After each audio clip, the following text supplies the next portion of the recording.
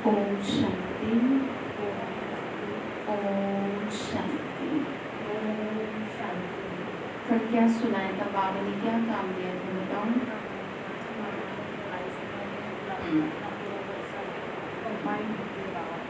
मैं कौन हूँ? शिव शक्ति कंबाइंड स्वरूप आत्मा। चेकिंग करें, चेकिंग करें कि अपनी कहाँ रख है, चेकिंग नहीं करें। चेकिंग तो करनी चाहिए ना। अगर आप अभी चेक नहीं करोगे तो फिर बाद में दिक्कत होगी ना फिर, क्योंकि आपको पता ही नहीं चलेगा। आपका मन दुखी होता रहेगा लेकिन आपको ये नहीं पता चलेगा कि वो क्यों रहा है। ठीक है, इसलिए चलिए। तो आज 7 तरीके मीठे बाबा के भावाक्य हैं। बाबा ने कहा, मीठे बच्चे, तुम यहाँ आए हो अपने सहित सारी दुनिया की काया कल्पतरु बनाने। क्या कहा? तुम यहाँ आए हो सारी दुनिया की क्या करने के लिए? मतलब बदलने के लिए, है ना। तो याद से ही क्या होगी? काया कल्पतरु होगी। तो प्रश्न बाबा ने पूछा, नरकवासी से स्वर्गवासी बनने की विधि कौन सी है? अभी तुम बच्चों को जियादान मिलता है कैसे? क्या कह रहे हैं?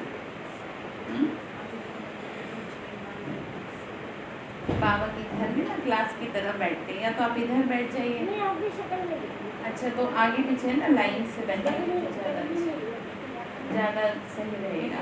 कोई बात नहीं। हाँ, इनके चलो ठीक है, थोड़ा सा इधर हो जाओ। सोशल डिस्टेंसिंग मेंटेन करना ज़रूरी है। अभी तो उतने लोग हैं नहीं। हाँ, अब ठीक है। चलिए, पहले आराम से बैठ जाया करें बाबा के सामने, ठीक है। तो बाबा ने कहा, नरकवासी से स्वर्गवासी बनने की विधि कौन सी है? तो अभी तुम बच्चों को जियादान मिलता है कैसे? कैसे मिलता है जियादान? आंसर है, नरकवासी से स्वर्गवासी बनने के लिए मरना जरूर पड़े। अब मरने से मतलब क्या है? मरना ये थोड़ी है कि जैसे दुनिया में मर जाते हैं, यहाँ मरने का मतलब क्या है? विकारों से मरना। जो विकारों से मर गया वो स्वर्ग में जाएगा। अब स्वर्ग कोई यहाँ थोड़ी है। स्वर्ग की स्थापना तो शिव बाबा कल सिखाई ना, मैं किसके द्वारा करा रहा हूँ? ब्रह्मा के द्वारा, ठीक है। तो बाबा कहते, मैं आया हूँ तुम सबको मौत देने, तुम्हारी इस देह को खत्म कराए, बाकी आत्माओं को ले जाओ। बाबा की लैंग्वेज को थोड़ा सा गहराई से समझें। मौत देने से मतलब है हमें विकारों से मुक्त करके हमें उड़ता पंछी बनाए ले जाएंगे। बाबा ये बात इसलिए कह रहे हैं क्योंकि जब तुम यहाँ आए थे तो तुम्हारे में कोई भी विकार, मौत देने का कारण यही है कि अब बहुत ज़्यादा क्या हो गए हैं? विकारों के वशीभूत हो गए हैं। साफ सुथरी आत्मा आई थी, जिससे बच्चा जन्म लेता है, कितना प्यारा लगता है सबको, लेकिन जैसे जैसे वो बड़ा होता है वो मुसीबत बन जाता है। तो बड़े होते होते क्या बड़े हो गए फिर? इसलिए मुसीबत लगता है, ठीक है। तो बाबा ने क्या कहा? मैं तुमको क्या देता हूँ? ठीक है, तो स्वीकार्य है आपको? बाबा ने कहा, मैं तुमको ले जाऊंगा। यही सच्चा जियादान है। इसके लिए महाभारत लड़ाई है जिसमें सबका विनाश होगा। फिर आत्माएं पावन धन वापस घर जाएंगी, फिर स्वर्ग में आएंगी। कहाँ जाएंगे? कौन से घर? शांति धाम। तो गीत है, माता ओ माता तू है जग की भाग्य विधाता। ओम शांति। मीठे मीठे रूहानी बच्चों ने गीत की लाइन सुनी, जगदम्बा की महिमा सुनी। जगदम्बा यहाँ भारत में ही गाई जाती है। जगदम्बा है तो जरूर जगत पिता भी होगा। जगदम्बा सरस्वती को ही कहते हैं। वास्तव में उनका नाम एक ही होना चाहिए। तुम्हारा भी नाम एक ही है, 2-3 तो नहीं है। अब जगदम्बा को बरोबर साकार में दिखाते हैं, शरीरधारी दिखाते हैं। दिखा ना जगदम्बा। जगत पिता भी है, वो कौन है? प्रजापिता, ठीक है। तो जैसे सारे जगत की अम्बा है, वैसे सारे जगत का पिता है ब्रह्मा। ब्रह्मा ने संकल्प से सृष्टि रची, ठीक है।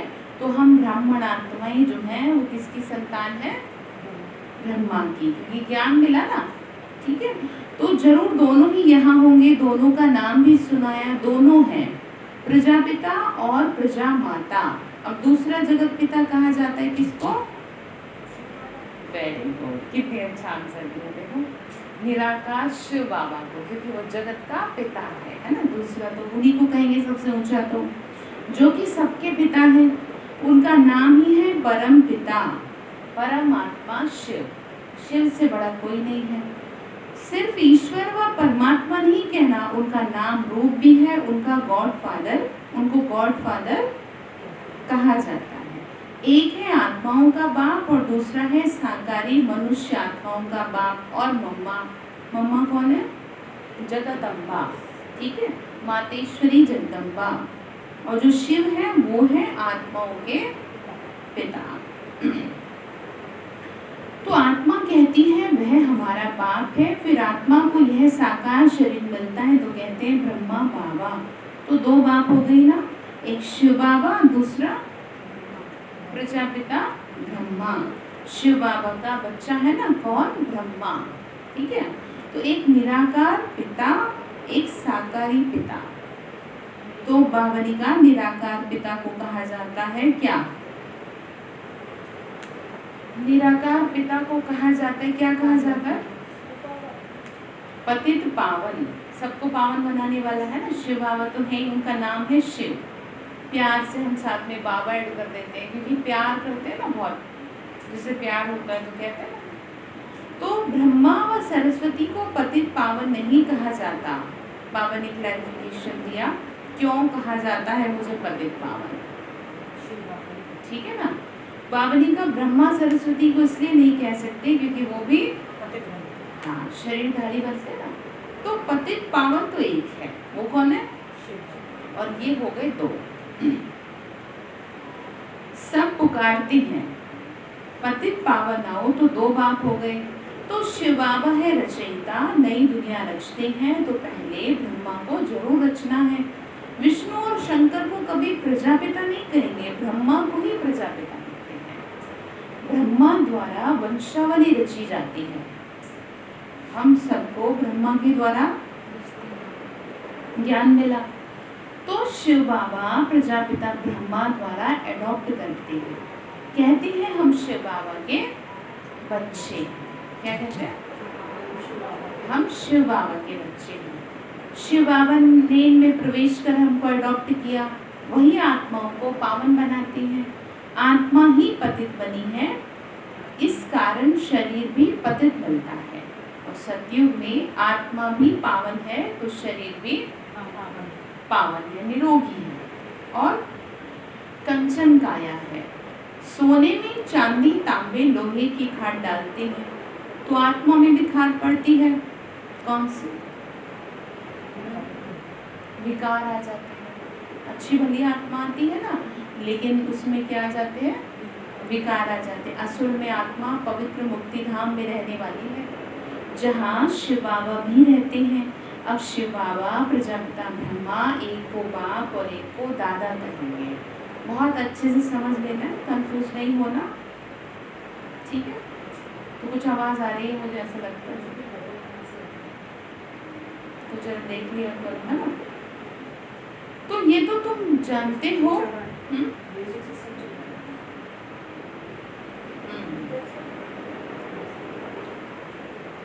तो मैंने बंद कर रखी आवाज वैसे तो। सेकंड नंबर बीच का, चलो कोई नहीं रहने दो। तो बाबा ने कहा ये तो तुम जानते हो ना, सब मनुष्य मात्र शिव की संतान है। क्या कहा? सब मनुष्य मात्र शिव की संतान है, ठीक है। तो शिव वंशी है और फिर है ब्रह्मा कुमार कुमारियां, शिव बाबा और दादा इकट्ठे हैं। शिव बाबा इनमें विराजमान है, किसमें? ब्रह्मा बाबा में। सारी दुनिया का मालिक शिव बाबा।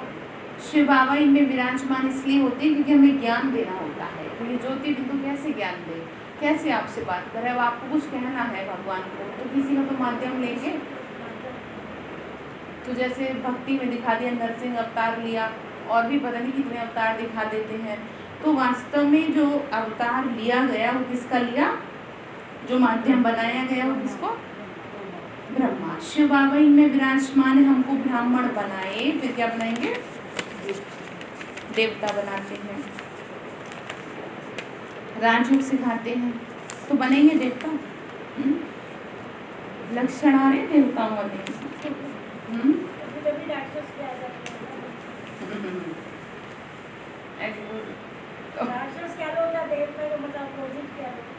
बावली का मनुष्य को देवता बनाने में आया हूँ, और जिसने इस संस्था में पांव रख दिया वो देवता बन के निकलेगा ही।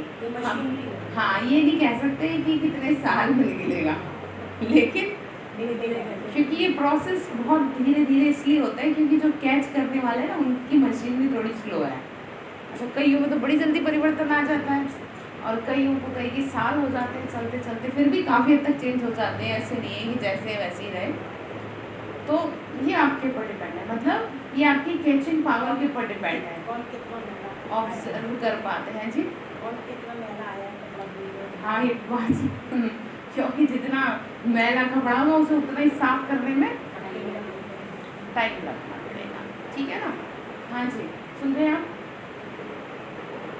तो देवताओं को पतित पावन ज्ञान का सागर डैश। एक सेकंड, आप बताओ। देवताओं को ध्यान से सुनो, आप भी, अब आप भी क्लास के स्टूडेंट हो। देवताओं को पतित पावन ज्ञान का सागर डैश। भरो इसको, फिल इन द ब्लैंक्स।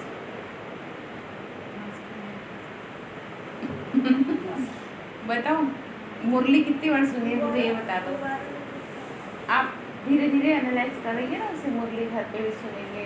वैसे तो मैं ना बड़े ध्यान से सुनती थी, तो दिमाग में घुस जाता था, तो नहीं मुझे ज़्यादा ध्यान गया नहीं। कोई बात नहीं, धीरे धीरे आपको आदत पड़ेगी माइंड को एक्सेप्ट करने की। हाँ जी, मैं दोबारा से बोल रही हूँ। देवताओं को पतित पावन ज्ञान का सागर डैश। इतना टाइम लगाएंगे? हाँ जी, नहीं कहा जा सकता, ठीक है। क्यों? क्योंकि वो भी पतित बनते हैं। ज्ञान का सागर तो भगवान है, शिव है, देवता थोड़ी है। तो उनको बाबा भी नहीं कहा जाता, इसीलिए अलर्ट होके बैठे। अब किसका नंबर आ जाए कुछ पता नहीं है। तो अब तुम विष्णुपुरी के मालिक बन रहे हो। विष्णु के दो रूप डैश। आप बताओ, विष्णु के दो रूप कई बार बताया है। विष्णु के 4 हाथ हैं, तो 4 हाथ का मतलब क्या है?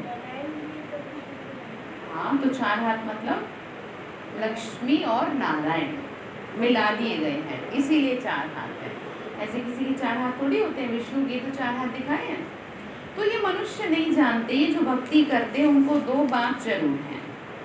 सतयुग में एक बाप होता है, वह ऐसे नहीं कहते कि हे परमपिता परमात्मा दुख हरता सुख करता आओ। वहाँ तो देवी देवताओं का राज्य था, वे कभी हे गॉडफादर लिबरेटर नहीं कहेंगे। वहाँ कोई पतित दुखी नहीं होते जो पतित पावन को बुलाएं। तुम जानते हो भारत में आज से 5000 वर्ष पहले, हाँ जी, देवी देवताओं का राज्य था। पीछे 1250 वर्ष बाद किसका राज्य आएगा? हाँ, राम सीता का राज्य। तो बाप सिद्ध कर बताते हैं, सत्य त्रेता में तुमने 21 जन्म लिए। ब्राह्मण देवता क्षत्रिय सब भारत में ही बनते हैं। बाबा ने क्या कहा? सब भारत में ही बनते हैं कर्म अनुसार। तो बाप आकर पुरानी दुनिया को नया बनाते हैं, ठीक है। क्या करते हैं? रिजुनेट करते हैं, काया कल्पतरु बनाते हैं, अमर बना देते हैं। कैसे बनेंगे अमर? भगवान की याद से बनेंगे, तो कभी अकाले मृत्यु नहीं होगी। तो बच्चों को बाप आके अमरलोक का मालिक बनाते हैं। जब भारत अमरलोक था तब देवताओं का राज्य था। सीढ़ी उतरते उतरते मृत्यु लोक के आकर मालिक बने हैं। कहते हैं ना हमारा भारत, तो प्रजा भी मालिक हुई ना। तुम भी कहेंगे हमारा भारत, हम भारत के मालिक थे, परंतु थे कैसे? वेरी गुड, पतित थे। और अभी क्या बन गए? पावन भारत के मालिक बनेंगे। ठीक है ना। नरकवासी, देवताएं कहेंगे हम स्वर्गवासी हैं। अब स्वर्गवासी होने का मतलब ये नहीं कि कोई अलग से वो दुनिया है और जो भी मरेगा वो स्वर्गवासी होगा, इस बात का मतलब ये नहीं होता। स्वर्ग एक बहुत सुंदर दुनिया है जो देवताओं के रहने का स्थान है, जिसमें पतित कलियुगी मनुष्यों का एंट्री नहीं है। ऐसे नहीं कि कोई मर रहा है तो वहां जा रहा है। तो यहाँ भारत में ही शिव बाबा जन्म लेते हैं। कैसे लेते हैं अवतरण? शिव बाबा का होता है अवतरण। शिवरात्रि और शिव जयंती गाई जाती है। कृष्ण जयंती भी मनाते हैं, उनकी तो वेला भी बताते हैं, फलाने समय माता के गर्भ से जन्म हुआ। श्री कृष्ण ने माँ के गर्भ से जन्म लिया, जबकि शिव बाबा को किसी के गर्भ से जन्म लेने की जरूरत ही नहीं पड़ी। वो अपने आप में बहुत पावरफुल अथॉरिटी है। वो इसलिए नहीं पता ना क्योंकि लिया ही नहीं है, लिया होता तो पता होता। ठीक है, शंकर का विवाह दिखाया है ना कि शिव का विवाह। हाँ, इसीलिए कह रही हूँ आप कोर्स कर लेना एक बार, या तो आप एक काम करो, अभी रोज आती है ना तो थोड़ी देर जल्दी आकर के आप पहले कोर्स कर लो धीरे धीरे, तो आपको चीजें क्लियर हो।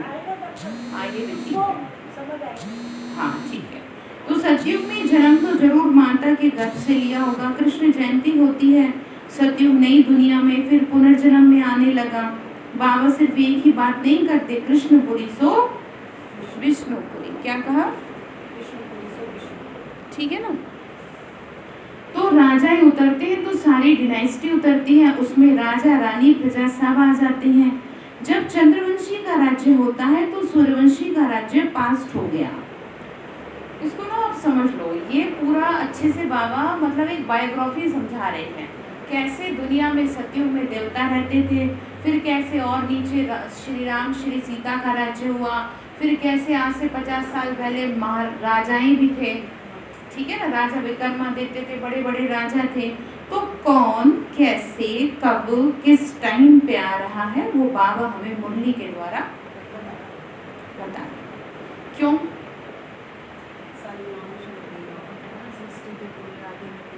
क्योंकि बनने जा रहे हो ना। जैसे किसी को बहुत बड़ी डिग्री लेनी हो तो बताया जाएगा ना ऐसे कैसे होगा। हाँ, मतलब ये भी तो होगा ना, हाँ कि भाई देखो इसको करने से आपके ये फायदे होंगे, आप आर्ट साइड से पढ़ेंगे तो ये फायदे होंगे, साइंस साइड से पढ़ेंगे तो ये फायदे होंगे। तो यहाँ देवता बनने के ये फायदे हैं। तुम ही देवता थे, हाँ तुम कैसे कैसे आए। सही बात। एक एक चीज की नॉलेज दी जा रही है।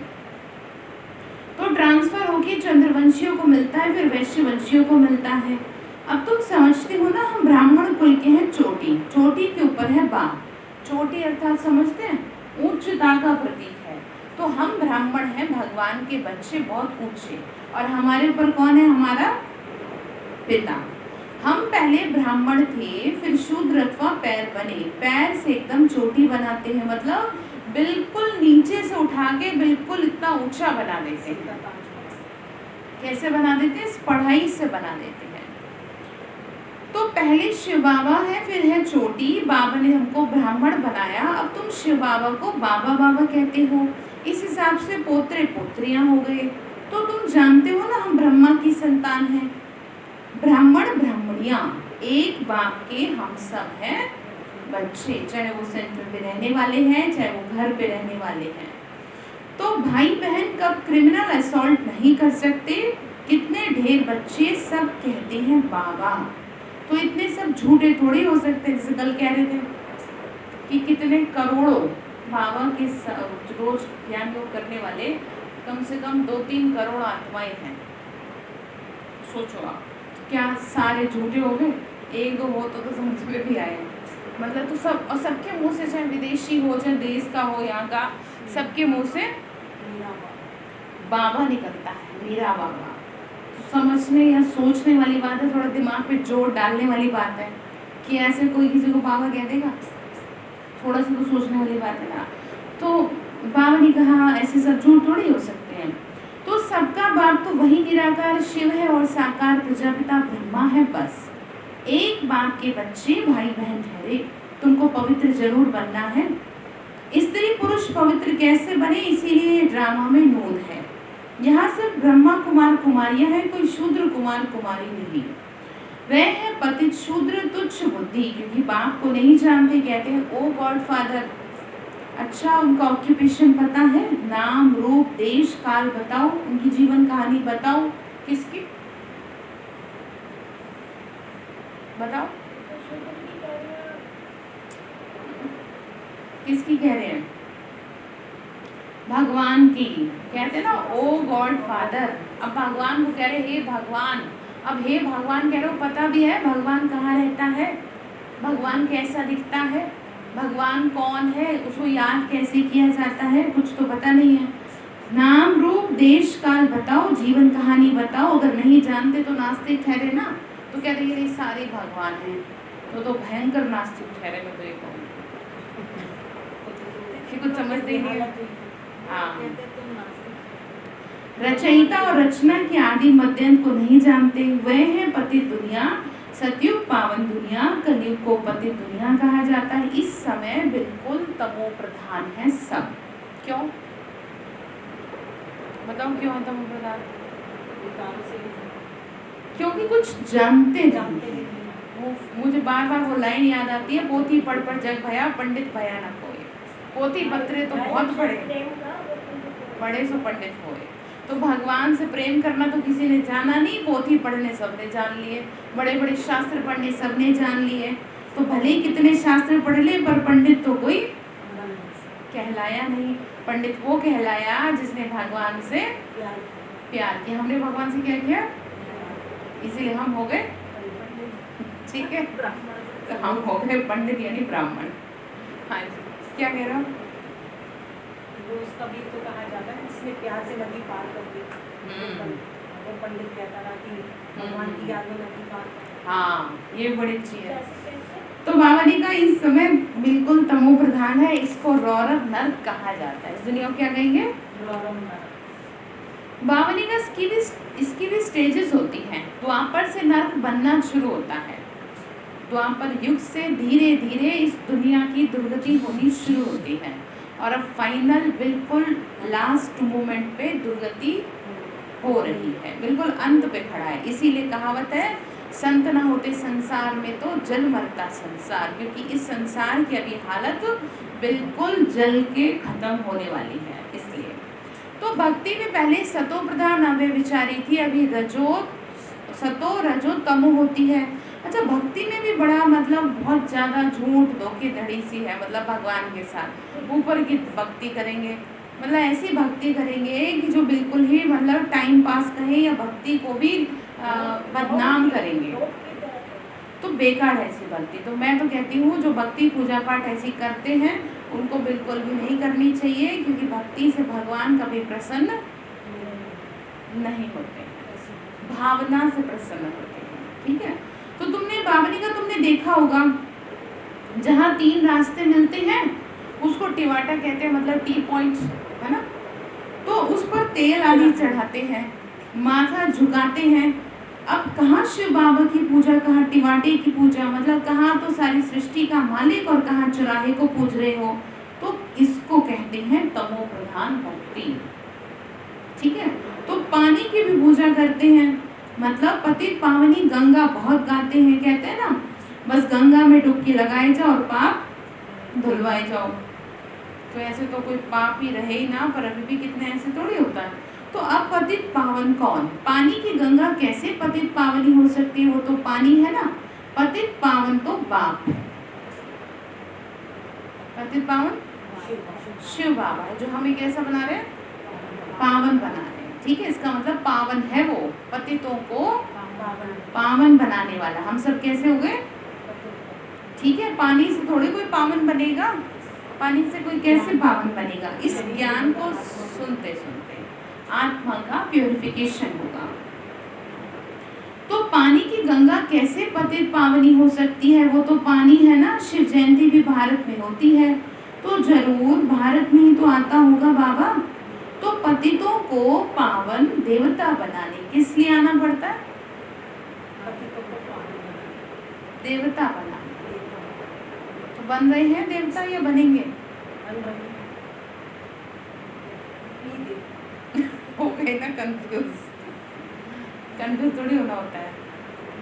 ठीक है, देवता बाबा ने कहा बच्चे तुम देवता हो तो धीरे धीरे अपने आप वो लक्षण आपको बार बार ना आप खुद ही टिक करेगा। मतलब जैसे कहते हैं ना घड़ी टिक टिक टिक टिक करके ये बताती है अब इतने बज गए, आपको खुद ही टिक करेगा कि मैं देवता और मैं ऐसे काम कर रही हूँ।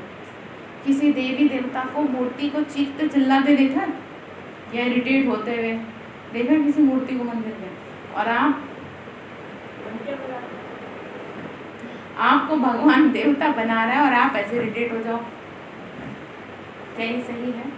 नहीं ना। जब आपको गुस्सा आ रहा होता है, जब आप डिप्रेस हो रहे होते हो, जब मन दुखी हो रहा होता है, तो जरा सोचा करो कि मैं ऐसे कैसे दुनिया का कल्याण करूँगी। बाबा ने मुझे टाइटल दिया जगदम्बा का, माता माता तू है जग की भाग्य विधाता, कैसे करोगे दुनिया का कल्याण बताओ अगर ऐसे ही परेशान। तो बाबा ने कहा बच्चे देखो देवता बन रहे हैं, ठीक है ना, देवता हो, ध्यान रखो, पतितों को पावन बना रहे बाबा, देवता बना रहे। तो ब्रह्मा तन में आके मनुष्यों को देवता बनाते हैं, यहाँ तुम आते हो पतित से पावन बनने। ठीक है, क्या आते हैं? पतित से पावन।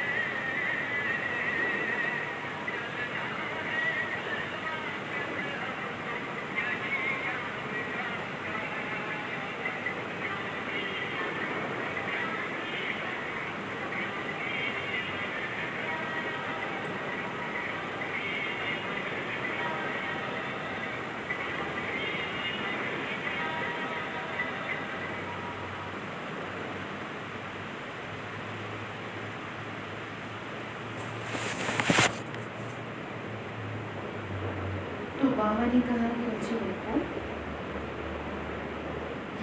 तुम यहाँ आते हो पावन बनने, जैसे तुम्हारी दो भुजाएं हैं वैसे उनकी भी दो भुजाएं हैं।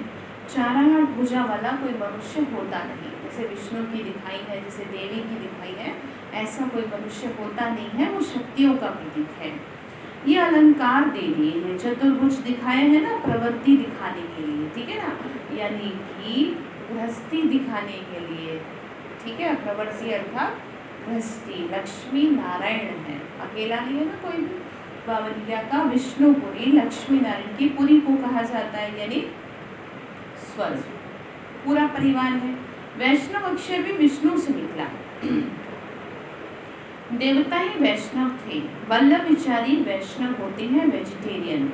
वो कोई निर्विकारी होते नहीं, उनकी बड़ी हवेलियां होती हैं। वैष्णव का अर्थ नहीं समझते। विष्णुपुरी में रहने वाले को वैष्णव कहा जाता है। वैष्णव पवित्र को कहा जाता है। राधे कृष्ण का अलग मंदिर, लक्ष्मी नारायण का अलग मंदिर बना दिया है। भारतवासी जानते ही नहीं है कि उनमें क्या फर्क है। बाबा कह रहे, बच्चे राधे कृष्ण ही लक्ष्मी नारायण बनते हैं, ये किसी को पता ही नहीं है। वो है बचपन का रूप और वो है बड़ेपन का रूप। लक्ष्मी नारायण के छोटेपन के चित्र कोई है नहीं। लक्ष्मी नारायण को सतयुग में, राधे कृष्ण को द्वापर में ले गए। अभी तुम रचयिता बाप और रचना के आदि मध्य को जान गए हो। बाबा झाड़ का भी राज समझाते हैं, ड्रामा का भी राज समझाते हैं। झाड़ को देखने से समझेंगे कि शंकराचार्य तो कलयुग में आते हैं। झाड़ अर्थात कल्प वृक्ष, जिसमें सारी चीजें बता रखी है कि कौन सा धर्म कैसे कैसे आता है। सन्यासियों की डिनाइस्टी सतयुग में तो हो नहीं सकती। सतयुग में थोड़ी सन्यासी होंगे, वहाँ सन्यास लेने के मतलब ही नहीं बनता कोई। यहाँ पर लेना पड़ता है, क्यों? भगवान को खोजने की वजह से लेना पड़ता है। तो सब भगवान के बच्चे हैं तो स्वर्गवासी होने चाहिए, परंतु स्वर्गवासी सब तो होते नहीं। सबको स्वर्ग में एंट्री किसे मिलेगी? जो ब्राह्मण बनेगी, जिसको ये ज्ञान मिलेगा। सिर्फ देवताएं ही होते हैं। बाबा ने कहा अभी तुम ब्राह्मण वंशी बने हो, फिर क्या बनेंगे? फिर देवता बनेंगे ना। ये ज्ञान मिल गया है। पवित्र जरूर बनना है।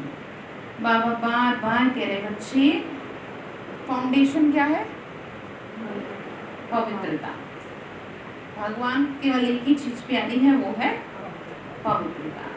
तुम जानते हो छोटे बड़े सब ब्रह्मा कुमार कुमारियां हैं। भले कोई गृहस्थी है या कोई गृहस्थी नहीं है, लेकिन सबको क्या कहा जाएगा?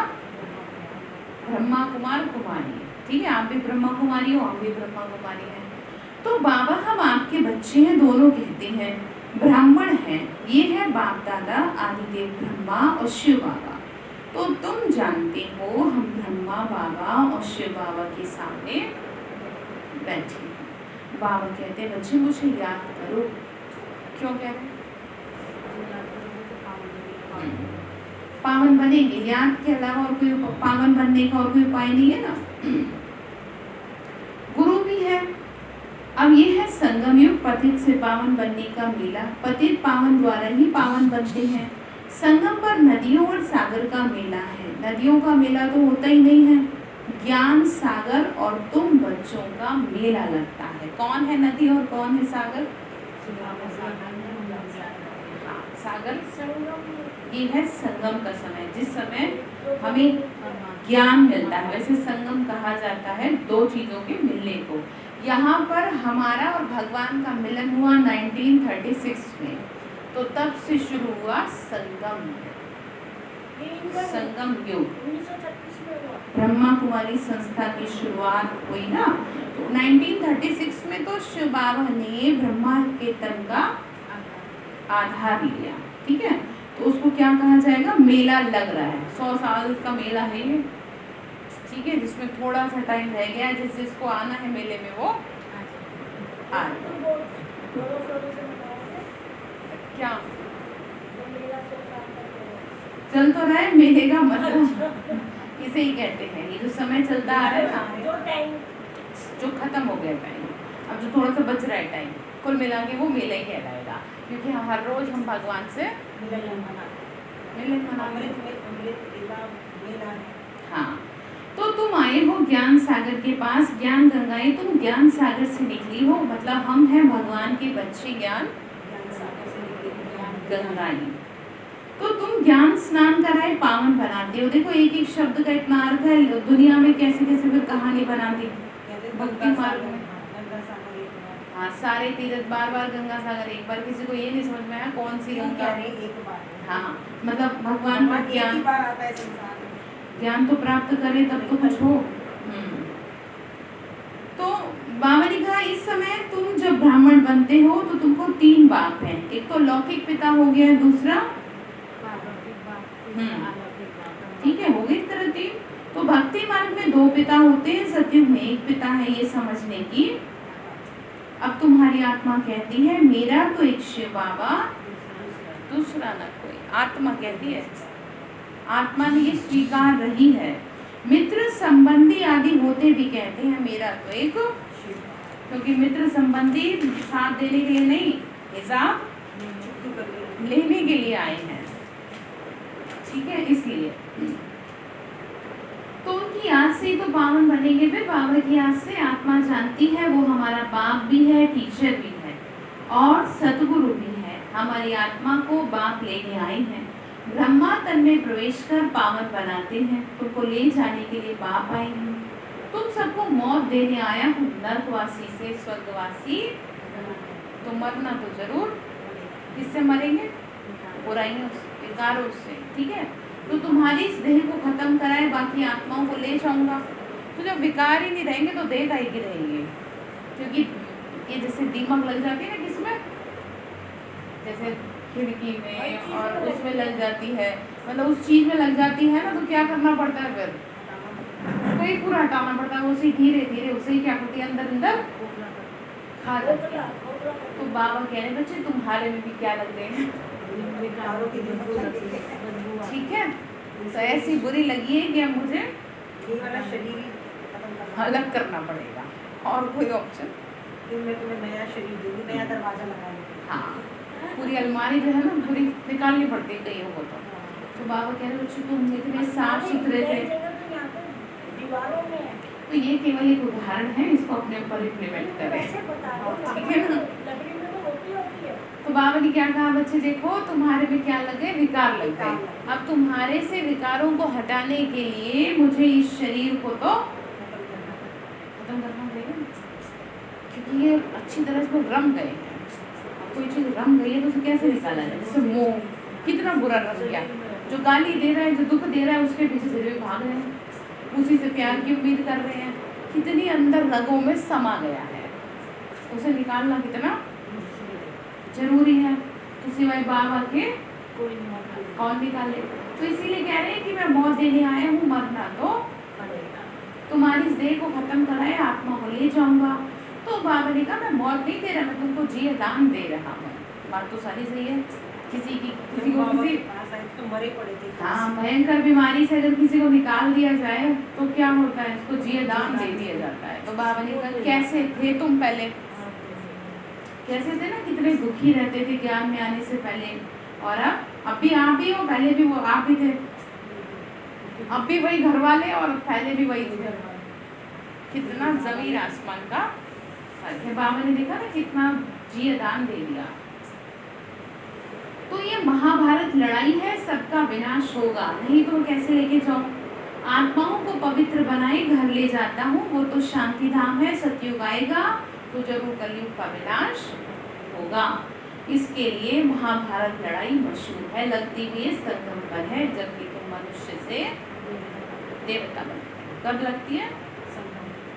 ठीक है, मतलब इस संगम के समय पे ही बाबा हमारे को विकारों से छुड़ाते हैं, जीते जी मरना सिखाते हैं कि जिंदा तो रहोगे लेकिन विकारों के साथ नहीं रहोगे। ये कंडीशन अप्लाई रहेगी तुम पे, ठीक है। अच्छा, मीठे मीठे सिक्की लगे बच्चों प्रति माता पिता बाप दादा का याद प्यार और गुड मॉर्निंग। रूहानी बाप की रूहानी बच्चों को नमस्ते, रूहानी हम बच्चों की रूहानी माता पिता बाप दादा को नमस्ते। नमस्ते बाबा, नमस्ते, शुक्रिया बाबा, शुक्रिया। तो धारणा के लिए मुख्य सार है ज्ञान सागर में स्नान कर स्वयं को पावन बनाना है। मतलब रोज ज्ञान सुनना है, मुरली सुननी है, मित्र संबंधियों के साथ रहते में भी बुद्धि में क्या रहे, मेरा तो इक्ष्य बाबा। दूसरा ठीक है, तो पहला क्या कहा, ज्ञान स्नान करके पावन बने। एक पंथ दो काज हो रहे हैं, ठीक है, पावन बनते जाएंगे। तो मित्र संबंधियों के साथ रह के भी बुद्धि में रहे, मेरा तो इक्ष्य बाबा। दूसरा अब मुंह से नहीं कह देना किसी को, ये अंदर की फीलिंग है, ठीक है। तो दूसरी पॉइंट है विष्णुपुरी में चलने के लिए पक्का वैष्णव अर्थात पवित्र बनना। कौन सी है विष्णुपुरी, सतयुग। नर्क से जीते जी मरकर बुद्धियोग स्वर्ग में लगाना। बाबा ने क्या कहा, नर्क में भले ही रह रहे हो आप, लेकिन नर्क से कैसे हो जाओ, मर जाओ, मतलब भूल जाओ, भूल जाओ। कहाँ बुद्धि लगाओ, स्वर्ग में। नया घर हाँ, वरदान दिया बाबा ने, धर्म और कर्म दोनों का ठीक बैलेंस रखने वाले दिव्य व श्रेष्ठ बुद्धिमान भव। धर्म और कर्म दोनों का ठीक बैलेंस रखने वाले दिव्य व श्रेष्ठ बुद्धिमान भव। कर्म करते समय धर्म अर्थात धारणा भी संपूर्ण हो, तो धर्म और कर्म दोनों का बैलेंस ठीक होने से प्रभाव पड़ेगा। बाबा ने क्या कहा, कर्म करते समय धर्म अर्थात धारणा। बाबा ने हम बच्चों को इतना ज्ञान सुनाया, धारण करने के लिए जो पॉइंट दिए हैं उनको कर्म करते हुए बुद्धि में धारण रखना, ठीक है। तो क्या होगा, बाबा ने कहा धारणा भी संपूर्ण हो तो धर्म और कर्म दोनों का बैलेंस ठीक होने से प्रभाव पड़ेगा। ऐसे नहीं जब कर्म समाप्त हो तब धारणा स्मृति में आए, मतलब कर्म करते समय तो आपको ध्यान ही नहीं रहा, जैसे कर्म के अंदर धारणा करनी थी किसी कर्म के अंदर, ठीक है, और उस कर्म में वो धारणा आपने नहीं की, आपको बाद, जैसे आपने भोजन बना लिया और बाद में आपको याद आया मुझे तो भोजन बाबा की याद में बनाना था, आपने ये क्या कर दिया, ये आपको बाद में याद आया। ये जो लाइन है ना, जब कर्म समाप्त हो तब धारणा स्मृति में आए, ऐसा नहीं तब आपको बाद में याद आ रहा है कि मुझे तो धारण करनी थी बाबा की, ये बात ध्यान रखनी थी। तो बुद्धि में दोनों बातों का बैलेंस ठीक हो, मतलब कर्म भी कर रहे हो और कर्म धारणा के साथ हो। जैसे धारणा के लिए मुख्य सार होता है ना, पूरी मुरली के क्रक्स धारणा वरदान स्लोगन में होता है और हेडलाइन, ठीक है। तो सारी तो किसी को ध्यान नहीं रहती, लेकिन इसमें से एक दो पॉइंट को तो धारण कर लें। इसको ये भी कह सकते हैं कि धारण होने में आत्मा के गुणों का धारणा, मतलब बाबा ने कहा कि स्मृति में रहती है। हाँ। मैं भी जैसे खाना बनाना है शांति में रह के बनाना, मैं गुस्सा कर रही हूँ। हाँ, कुछ भी आप, इतना ज्ञान बाबा ने दिया है, कोई भी धारणा ले सकते हैं। या फिर जहाँ नम्रता दिखानी है नम्रता दिखा रहे हैं। तो मैंने एक भोजन का आपको एग्जाम्पल दिया है, तो वो कोई भी आप धारणा ले, इतना बाबा ज्ञान सुनाता है, बस आपको ध्यान रहे कर्म के बाद ना याद आए। कर्म में जो सी धारणा चाहिए वो हमें याद है। जैसे आपको जहाँ सहन करना था वहाँ बोल गए, तो आपने धारणा नहीं की कर्म में, और जहाँ सामना करना चाहिए था वहाँ चुप लगा गए, ये भी गड़बड़ कर दी। तो बाबा का बुद्धि में दोनों बातों का बैलेंस ठीक हो तब श्रेष्ठ व दिव्य बुद्धिमान, नहीं तो साधारण बुद्धि, कर्म भी साधारण और धारणाएं भी साधारण। तो साधारणता में समानता नहीं लानी, लेकिन श्रेष्ठता में समानता हो, मतलब दुनिया वालों की तरह मत रहो। आपकी जो मानसिकता है ना वो दुनिया वालों से बहुत ऊंची है। ऐसे नहीं बस टाइम काट रहे हो या बस काम खत्म कर रहे हो, चलो फटाफट काम खत्म करें। आपका एक एक संकल्प, एक एक कर्म बहुत युक्ति युक्त हो। जैसे कि जो जितने बड़े वीआईपी होते हैं, जो जितने अच्छी पोस्ट पे होते हैं, उनका एक एक कर्म उदाहरण होता है। जो जितने भी सक्सेसफुल लोग होते हैं ना दुनिया में, उनका एक एक कर्म उदाहरण होता है कि वो कैसे उठते थे, कैसे सोते थे, कैसे क्या करते थे। तो हर कर्म में धारणा होती थी। मैंने हर कर्म की अलग अलग प्रकार कैसे, ठीक है, तो मतलब ऐसे नहीं, हाँ ठीक है बस हम चल तो रहे हैं, अब चल रही हो, स्वयं को चेंज कर रहे हो, तो किसी पे एहसान नहीं करो, हैं? अपने भी एहसान करते हैं। हाँ, क्यों कर रहे जानते हैं? दो फायदे होंगे आपके, एक तो आपका शरीर सही रहेगा और दूसरा काम भी अच्छा होगा, संबंध अच्छे रहेंगे। और अगर ऐसे नहीं करोगे ना तो शरीर सही रहेगा और ना ही संबंध अच्छे रहेंगे। अब आप घर में कितना काम करते हो, साधारण रीति से। कोई आपको कुछ कहता है, कुछ भी अच्छी बात नहीं बोलता, उल्टा ही उल्टा सीधा कुछ ना कुछ सुना देता है। तो अगर तारीफ भी होती है। बहुत कम, और अगर आप उस कर्म में धारणा से कोई काम करोगे कि बाबा ने मुझे इसके लिए क्या पर्टिकुलर कह रखा है, तो 101% मैं गारंटी करती हूँ कि उसमें रिजल्ट अच्छा निकलेगा। जैसे बच्चों की पालना करनी है, बच्चों को शिक्षा देनी है, एक माँ से थोड़ा सा अलग हटके मैं तो विश्व कल्याणकारी आत्मा हूँ, बाबा ने इस आत्मा के कल्याण के लिए मुझे भेजा है, तब उसे दो, तो वो क्या हो गई, कर्म भी हो गया और धारणा भी हो गई। श्रेष्ठ कर्म नहीं आता। ठीक है, तो बहुत अच्छे से बाबा ने देखो समझा दिया, श्रेष्ठता में समानता हो, जैसे कर्म श्रेष्ठ वैसे धारणा भी श्रेष्ठ हो। तो समझ में आया कुछ, क्या करेंगे? आपका कोई भी काम ऐसा ना हो, मतलब जैसे कोई भी, जैसे कई लोग ना बोलते बहुत हैं लेकिन उनकी एक भी बात जो है वो काम की,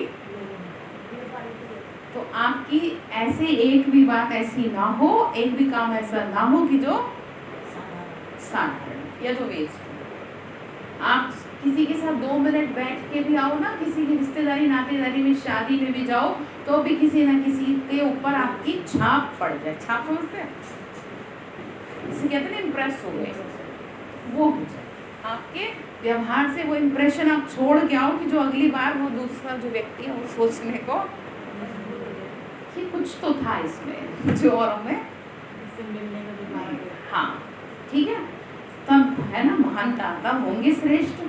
तो एक पंथ दो काज होंगे, संबंध भी सुधरेंगे और भगवान का प्यार अलग से मिलेगा आपको। ठीक है जी, स्लोगन है, अपनी मन बुद्धि को अनुभव की सीट पे सेट कर दो तो कभी अपसेट नहीं होंगे। अपने मन बुद्धि को अनुभव की सीट पे, अब ये जो मैं आपको छोटी छोटी बातें बता रही हूँ, इनसे आप अनुभव की अथॉरिटी बनेंगे, और जब आपको ये अच्छे अच्छे अनुभव होने लगेंगे ना, तो फिर आप कभी अपसेट नहीं होंगे। ठीक है, ज्ञान में आते हैं, ज्ञान में आने के बाद अब बाबा के प्यार में जब हम बैठते हैं तो नए नए अनुभव ऐसे होते हैं। ठीक है, उन अनुभवों को भी याद किया जा सकता है।